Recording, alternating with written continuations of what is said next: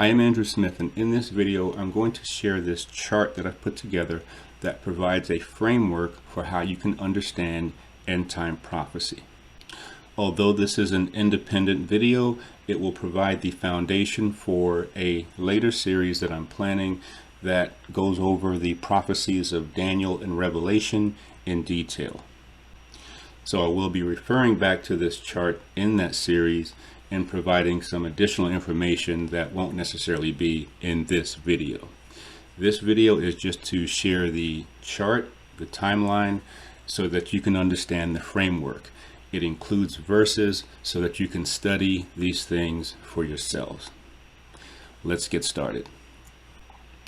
But first you have the kingdom of Babylon, and that is represented in the book of Daniel chapter 2 as the head of gold, and in Daniel chapter 7 as the lion with eagle's wings.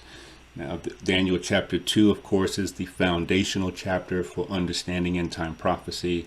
It's when King Nebuchadnezzar of Babylon had this dream of this statue that started with a head of gold and had chest and arms of silver, belly and thighs of bronze, brass, legs of iron, and feet mixed with iron and clay.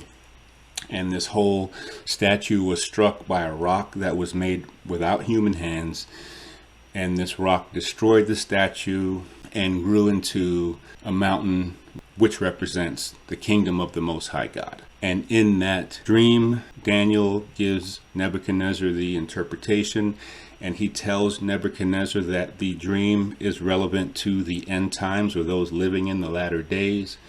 But he tells him that his kingdom, the kingdom of Babylon, is represented by this head of gold. And the chest and arms of silver would be representing the next kingdom. The belly and thighs of brass or bronze represented a third kingdom. The legs of iron represented a fourth kingdom. And that fourth kingdom would be divided. And in its division, it was represented as the feet mixed with iron and clay. And then, of course, that whole structure would be destroyed by the coming kingdom of the Most High God. So next is the kingdom of Media Persia, and that is represented by the chest and arms of silver. In Daniel 2, it's represented by the bear raised on one side in Daniel 7, and it's the ram with two horns in Daniel chapter 8. Now, of course, we know from history that the kingdom of Greece defeated the Persians and was the next world empire, at least from the perspective of the people of the Most High God. And in Daniel chapter 2, represented by the belly and thighs of bronze. In Daniel chapter 7, it's represented by the leopard with 4 heads and 4 wings. And in chapter 8, it's the goat with 1 horn. And again, all these verses are here for you to study these things on your own. And then we have the fourth kingdom, which is Imperial Rome. That's not named in the Bible, but of course we know from history that the Romans defeated the Greeks. And it was represented by the legs of iron, the iron monarchy of Rome. It would be the beast with 2 horns in Daniel 7, and it would represent the transgressors of Daniel 8. Now, these we're going to get into detail when we do a study on all of the prophecies of Daniel and Revelation. We'll go into these chapters and verses in detail. This chart is providing a framework so that you can understand what's happened and what is expected to happen as far as Bible prophecy is concerned. So next on the scene was spiritual Rome, and that was represented by the feet of iron and clay in Daniel chapter 2, and in Daniel 7 it was the little horn, and in Daniel 8 it was represented by the little horn as well, but we see a focus on its attack on the sanctuary. In Daniel 7 we see its attack on the people of the Most High God, and in Daniel 8 we see that attack becoming more spiritual, where it's affecting the ministry of the Most High God, if you will. And in Daniel 9, it's represented in the very end of verse 27 as the desolate, or the desolator, depending on what translation you're reading. In Daniel 11, there's this conflict that rages between the kings of the north and south. That's first, the kings of the north and south are originally these geopolitical entities coming out of Greece and then Rome. Then you have them transitioning to spiritual entities, where the king of the north and the king of the south have this spiritual conflict that seems to be one against each other, but it's Satan playing both ends to the center in what's called Hegelianism. I have a separate chart that goes into Daniel 11 in great detail and shows those transitions from within those empires. But I just have it represented here because it was during the time of the Greeks and the Romans that the historical kings of the north and south were relevant, again, as we see in Daniel chapter 11. Now, Revelation 17 in verse 10, where it says 5 kings have fallen, or representing 5 kingdoms, that's the 5 kings or 5 kingdoms. 1, 2, 3, 4, 5. And that's because Revelation 17 opens with this empire being in the wilderness. And it's during the time of this empire being in the wilderness that we see the 6th kingdom come on the scene, as represented by the king of the south. First, we see that during the time that this empire is in the wilderness, this one is in the current tense, in the present tense. It's the kingdom that pushes at the king of the north in the time of the end. This king of the south represents secularism. I have another chart that really explains how to understand that, and I plan on doing a separate video that goes into that in more detail. But this king of the south, this spiritual king of the south represents atheism, and from that we get all the teachings, evolution, and from that we have communism and all these teachings that are to really eliminate the knowledge of a creator in our minds. And that's the time that we're living in right now. And it's during this time that while Satan is doing his work to remove the knowledge of the creator in our minds, the creator started to work in producing a people that would fulfill his purpose for creating humanity. And that group was known as the 144,000. And we see that this group would start to come into existence, if you will, in the end times. And we see that depicted in the opening verses of Revelation chapter 7, where calamity was to fall on the earth, but those destroying angels were told to hold back until the servants of God were sealed in their foreheads. And that would continue until a specific time. But next on the scene, after this time that we're living in now, this time of atheism, predominantly atheism, there's going to be a false prophet. And when he comes, he's going to continue just a short space. He's the entity referred to in Revelation 13 as the lamb-like beast with 2 horns that looks like a lamb but speaks like a dragon.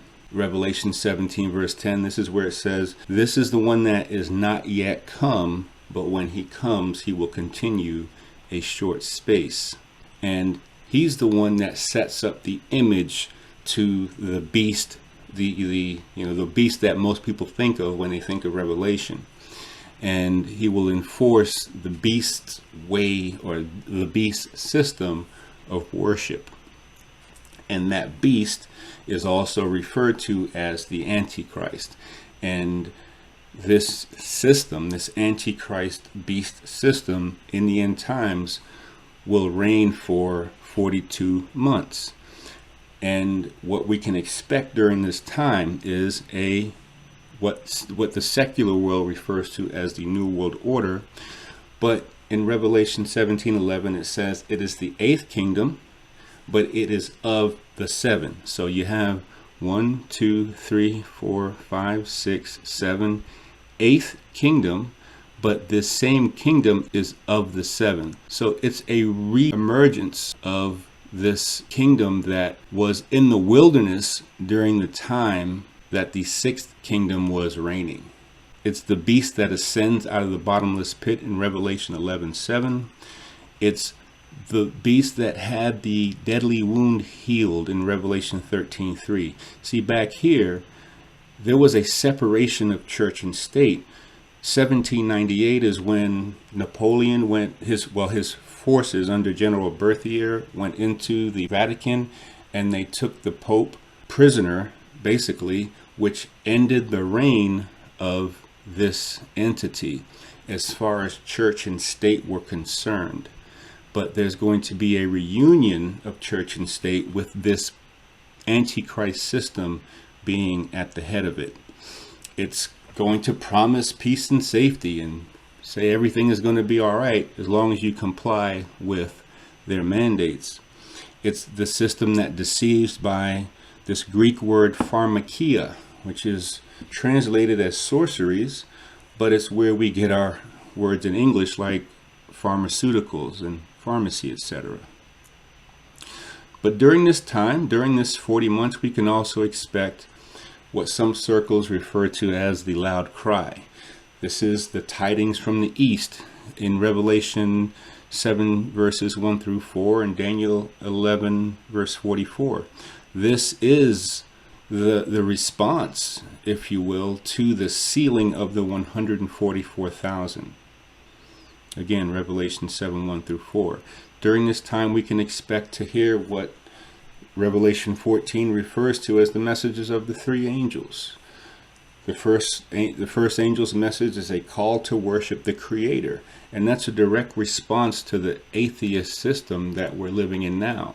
Because after this atheist system, there's going to be another spiritual system that comes into existence, and led by this false prophet. So it's going to transition from where we are now in a secular environment to a spiritual environment, but it's going to be a false system yet again. And that's my personal belief, that the God of this time is going to be what's being set up now. And it's what's referred to as scientism, which is believing scientific theories that have not been proven, essentially. And that's the embodiment of the first angel's message, is to call people back to a knowledge of the Creator. And there have been discoveries within the past 10 years among more people who read and not just read, but study and seek to know more about Bible truth with regards to the cosmos and the earth. Things that have challenged what we've been taught for decades under the secular educational system, but have been seen through new eyes through Scripture. And that first angel's message is a call to acknowledge the fact that we have been created versus evolved. The second angel's message says that the beast in this system is a fallen system. It is a system that is spiritually bankrupt. And the third angel's message warns people to leave that system so they don't suffer the same fate as the beast power and all of its cohorts when that system is destroyed in the last days. We see this time as represented in Matthew 24 verse 14 in the Olivet Discourse, where it says, "And this gospel of the kingdom will be preached into all nations, and then the end shall come." It's referring to this loud cry of the three angels as communicated through the people of the Most High God in their response to the sealing of the 144,000. And that'll be followed by the time of the mark of the beast. This is when the 10 kingdoms of the world will give their power and strength to the beast, and they will have one mind and they will make war with the Lamb. And that one mind is really sort of the embodiment of this new world order, this one world system that is a religious system. This system receives worship and directs worship to the dragon. And the dragon, according to Revelation 12, is Satan himself.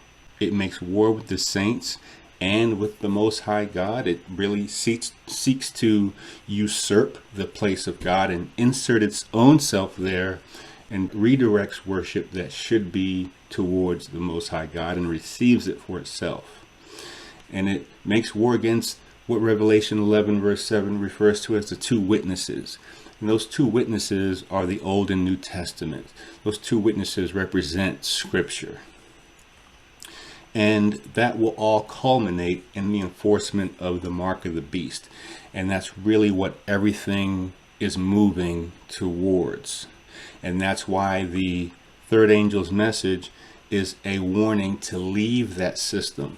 That same message is echoed in Revelation 18 verses 1 to 5 and beyond, where it says, "Come out of her, my people, so that you do not share in her sins and receive of her plagues."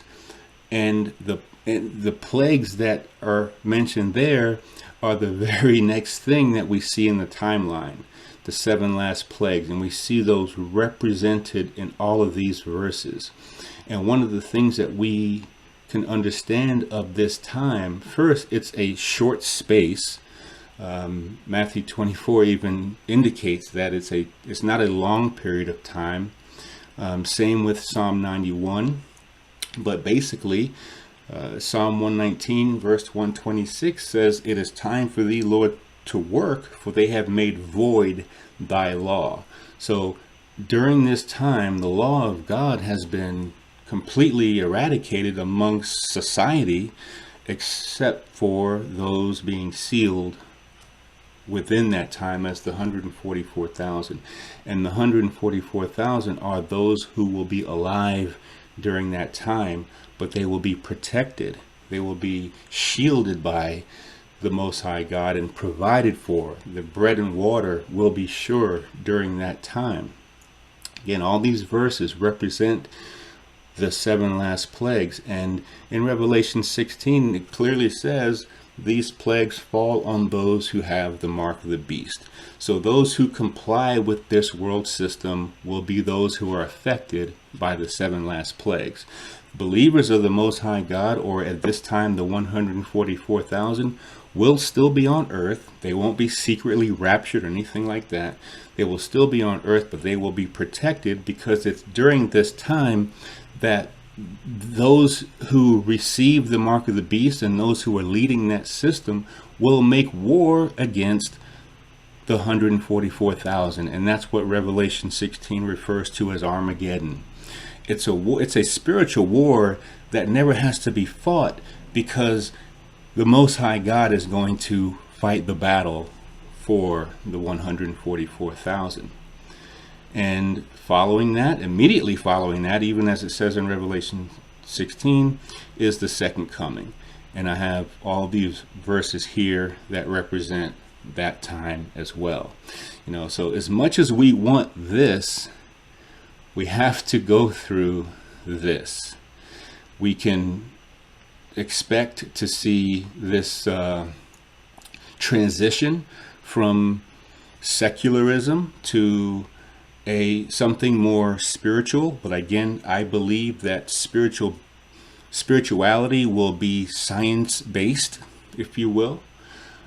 And that's going to set up the final Antichrist beast system, where there will be persecution.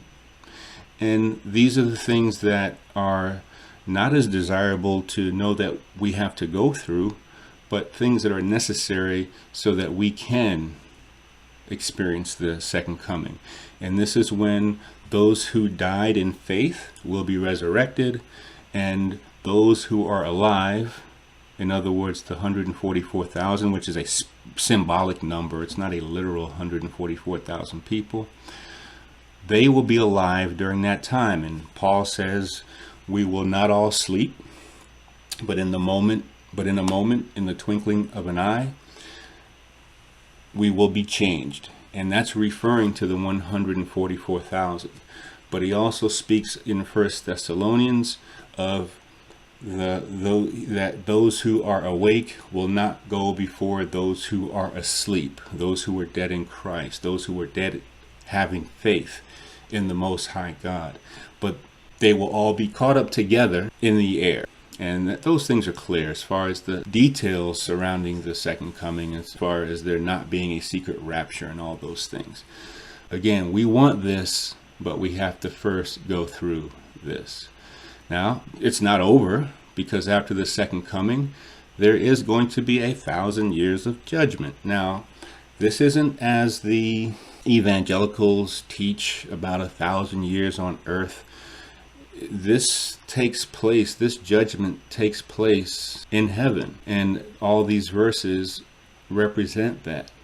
Because after those 1,000 years, the New Jerusalem comes down to the earth. And that's when you have final judgment and hellfire, because Satan will be loosed from his prison, because he's bound in his prison at the second coming. There's no one else for him to deceive.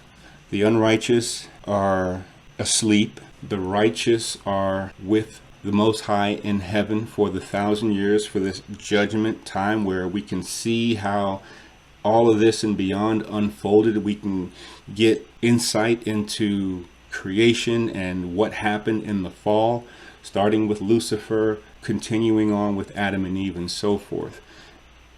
And after that time, the unrighteous will be resurrected so they can be deceived by Satan once again in the spiritual battle of Gog and Magog. That takes place after the 1,000 years. And again, all the verses here for you to study yourself. But this is the part that we often overlook in studying end time prophecy, in that this is all leading to restoration and peace for those who have faith in the Most High God, to live in the new earth that is going to be created for us. And it's going to put together what was destroyed at creation and restore humanity to its rightful place in our relationship with the Most High God. And that should be what we look forward to when it comes to end time prophecy. Not just understanding all this stuff, not just knowing who the beast is, what the mark of the beast is, and all those things, but really to look forward to the restoration and peace that the Most High God has in store.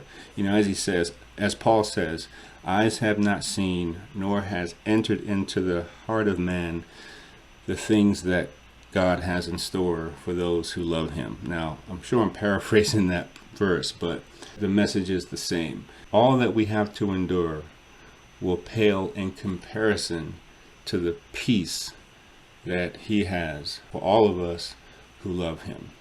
And that concludes my overview of this chart.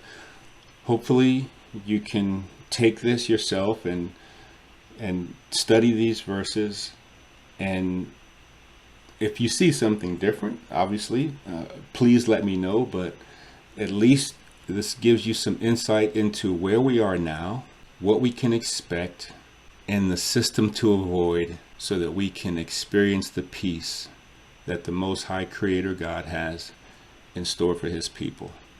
Thank you for watching.